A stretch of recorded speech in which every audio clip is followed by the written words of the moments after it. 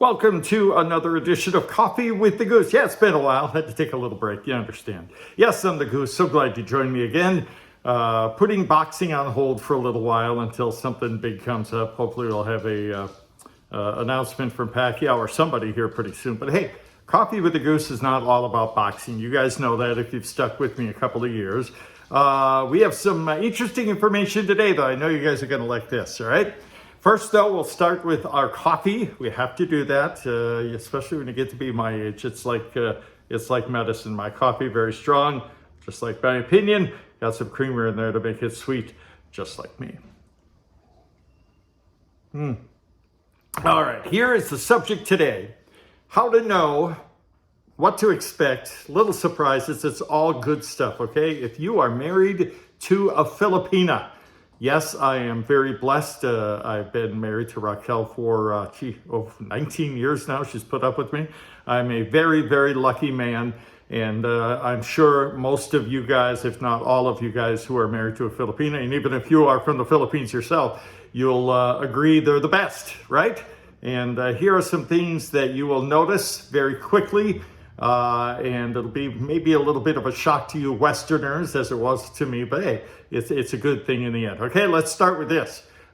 You've heard it said you marry a woman, but you are married to her family. That's true in any society, and it's especially true in the Philippines. And there, I hit the jackpot. I hit a home run with that one. Raquel's family, our family, wonderful, wonderful people. And they put up with me too, and I'm so blessed. We've been there. I've been to the Philippines like 8 times now in the 19 years we've been married. And once the virus backs off a little bit, we'll head back there. I really miss it. Another thing you need to know about a Filipina, if you are blessed enough like me to get married to one, they're not just Catholic. They are all capital letters, underline, exclamation point Catholic, okay? I was born and raised, what do they say, a cradle to grave Catholic, right? Thought I knew my faith a little bit. No, I had no clue. It was just like I was starting from scratch. They know their faith from front to back like nobody else. And as a matter of fact, here's how serious they are about their Catholicism. One of the biggest crowds in the history of mankind was in Manila in 2015 when Pope Francis visited the Philippines, and I believe it was an outdoor mass.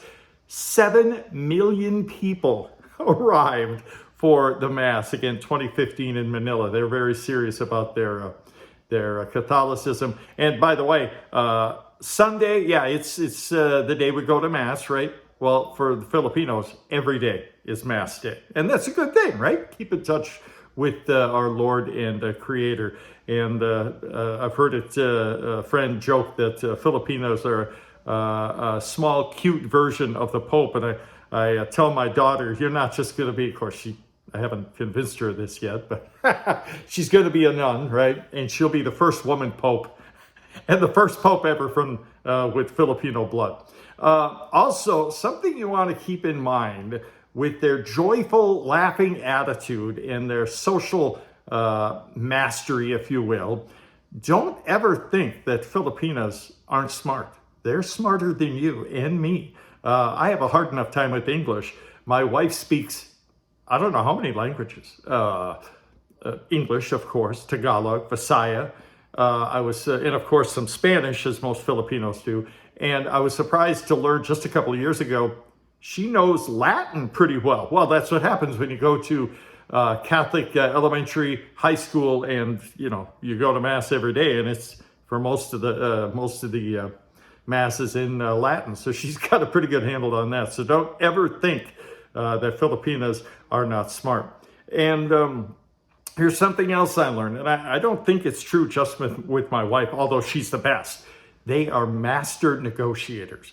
They will not get a raw deal ever. As a matter of fact, when we go to the Philippines, she tells me, don't buy anything. Just tell me what you want, and I will get a good price for it. And of course, as nice as they are, they see the white guy and, oh, there's money, at least with the businesses, and they'll get as much as they can out of you. But with my wife, no. You're not gonna get the best of her with negotiating.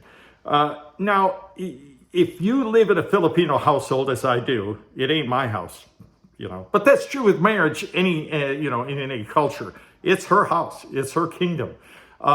Filipinos are not quiet people. I mean, yeah, they're very reserved when they have to be, but they're free, joyful people. But if she's quiet, you've got trouble, brother. You've got big trouble. They call it tempo. What that means is if your Filipino wife is angry with you, and it's happened a couple times, unfortunately to me, it happens to all of us, they're going to shut you down. And I don't mean for an hour or a day. It's going to be a long time until you come crawling back or do something. You better fix that, because tempo is an extremely painful thing for a husband to withstand. You'll learn right away how strong you are. You ain't strong. Anyhow, back to the social strength of Filipinos. If you're going to have a party, okay, first of all, two words that just don't go together with Filipinos: small and party. No, every party is a big deal and big happening, and so much fun. You'll never see cops called to a Filipino party. It just won't happen. If you see your wife and friends making enough food to feed 100 people, don't worry. 100 people are going to show up. There'll be plenty. And another cultural thing to note in the Philippines, if you are invited to a party, invited to dinner, you're leaving with food. That's just part of the plan. Another part of the plan is karaoke. If they start with karaoke, don't expect to go to bed early. I don't care how old your kids are, if they're in school, how early you have to get up. No, they're going to go on and on and on. But they know how to sing, so that's okay. And the laughter of Filipinas is genuine. I don't have a good example to show you now, but just go online sometime and look up laughter, the difference in laughter among Asians. Okay, I'll give a couple of examples. Koreans, Vietnamese, Chinese, they'll laugh, but they're pretty reserved. Filipinos go all out. It's the Holy Spirit in them. They're letting go with the laughter. It's almost obscene how crazy they get when they're having fun with their friends. Another thing to keep in mind if you're married to a Filipino, those shoes, you ain't wearing your shoes inside the house. You're not going to do that. Matter of fact, if you are in the Philippines, and it may be the case in your house as well, be careful when you walk in the door. You're going to trip and stumble over 50 pairs of shoes or sandals. They're going to be all over the place depending on how many people you have in the house. So you're not going to wear your shoes in the house, but that's okay, because Filipina household is very, very clean. The cleanest people on earth. How do you want to, as a white guy, a Westerner, or whatever country you're from, if you're not a Filipino, how do you get popular or be loved by the family? First of all, they're going to love you anyhow. If you're married to their daughter, their sister, again, they're all about family. But here's a way to make everybody happy, and that's the Balikbayan box. It's like Christmas. When that shows up in the Filipino, in the house in the Philippines, that's your stuff you don't want. Hand-me-downs, whatever. Fill that box up and throw in lots of candy, lots of chocolate, of course. And when they, and make sure you designate who gets what, they're going to love you forever. You send a Balikbayan box over there. You're the man. You are the man. And speaking of things that you don't need anymore, if you're married to a Filipina, you ain't throwing nothing away. If you need to clean, let's say the garage, stuff that's been there for years, don't tell her. Don't tell Raquel I said this. But you can't throw things away. They're pack rats. And that's a good thing, because the Philippines is not a third world country, but it's not a Western, very wealthy country either. And, you've heard the term one man's trash is another man's treasure. That may be a little extreme, but you don't throw things away, even if it's been sitting there for years. You throw something away without telling your Filipino wife, immediately she'll know. She'll find out. You can't keep anything from her. Here's another funny thing about Filipino culture, and if you're married to a Filipina, the family dynamics is different in this respect. And now, you Filipino, my friends, my brethren, don't take offense at this. This is just a fact. They don't discipline. They don't beat their boys. The boys are just going to do whatever they're going to do. Yeah, they're good guys. So it's not like they're spoiled, rotten little brats. But they're not going to, lord it over their sons.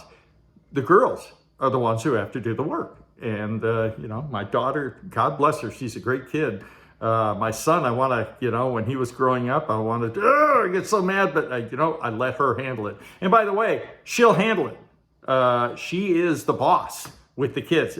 And our kids have grown up to be wonderful young man and young woman. And I give my wife all the credit in the world because she is the one who calls the shots with the kids. And they know it. She's, Filipinas are not timid little demure things. They're beautiful, but don't be fooled. They're very, very strong people, and the guys are too, as you know. Very strong people. If you're getting ready for a vacation, whether it be to the Philippines or any place else, again, let her handle it. But she's going to start packing like a month ahead of time. They're always prepared, more prepared than anybody I've ever seen. You'll wonder, what's this suitcase in here? We're not leaving for a month, 6 weeks. She's ready. She's ready already. But that's the fun of vacations anyhow, is preparing for it and, trading your ideas of what you're going to do. Now, speaking of family, again, with the Philippines, and I knew this immediately the first time I went there and fell in love with their culture. God and family is what it's all about, and it should be. Unfortunately, we're losing that here in the United States. Hopefully, we'll, right the path with the ship here. But in the Philippines, it's all about family. How is your family going to respond to your new Filipino wife? They're going to fall in love with her because that's just they're lovable people. My mom did not get a chance to meet Raquel. She passed away a few months before we met. I've only had 1 or 2 dreams about my mom, but the first one I had after she died, her and my soon-to-be wife hugged. So mom would have fallen in love with her. But you guys, if mom was still here, and you guys know this, if you're married to a Filipina, your mom will call all the time. Not to talk to you. She wants to talk to your Filipino wife for hours at end. Okay, so that's how lovable they are to not just you, but your family will accept them with open arms.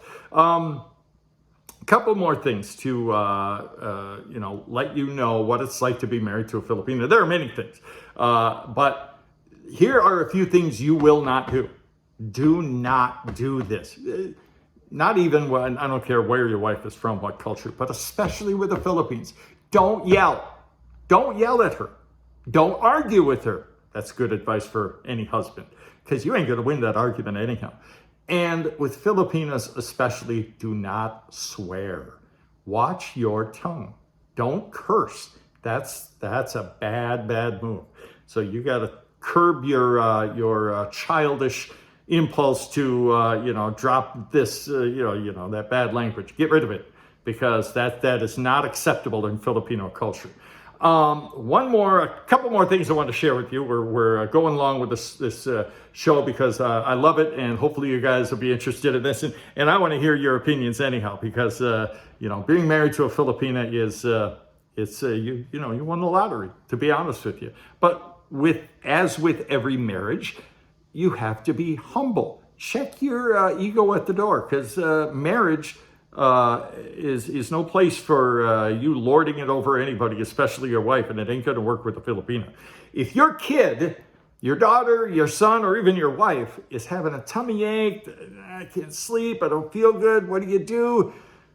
There's this magic oil, okay? It ain't magic to you Filipinos. You know exactly what this is. I'll show you the bottle. It's effervescent oil, okay? Actually made in China, but it's Filipino. Methyl salicate camphor menthol, okay? It sounds kind of crazy. Something like that. This look familiar to you guys? Yeah, it really is magic. Rub it on your kids' back and tummy when they're not feeling well, and even your wife if it doesn't work, or if they're not, comfortable, not able to sleep, just like that. It works. And I mentioned this to a friend who was actually a doctor, and they have an ultra, scientific, their critical mind is always at work. Oh, you can't use that. That's all aspirin. That's dangerous stuff. Okay. Yes, doctor. Yes. Yeah, I'm not going to argue with you either. You can call it dangerous, but if you're married to a Filipina, your kid or your wife not feeling well, tummy ache, uncomfortable, this stuff works every single time. One more last thing. Keep in mind, if you are married to a Filipina, or if you are dating one or are going to get married to one, be a good guy, okay? Because they deserve your best, because you're going to get her best, and they are loyal. That doesn't mean their unending loyalty means you can play around on them. That ain't going to work. What I mean is when times are tough, and they've been tough in our house medically in the past, really, really rough, she'll stand by you no matter what. That's how they are. Very, very loyal, very loving, very committed to family and God, like I said. So there you have it.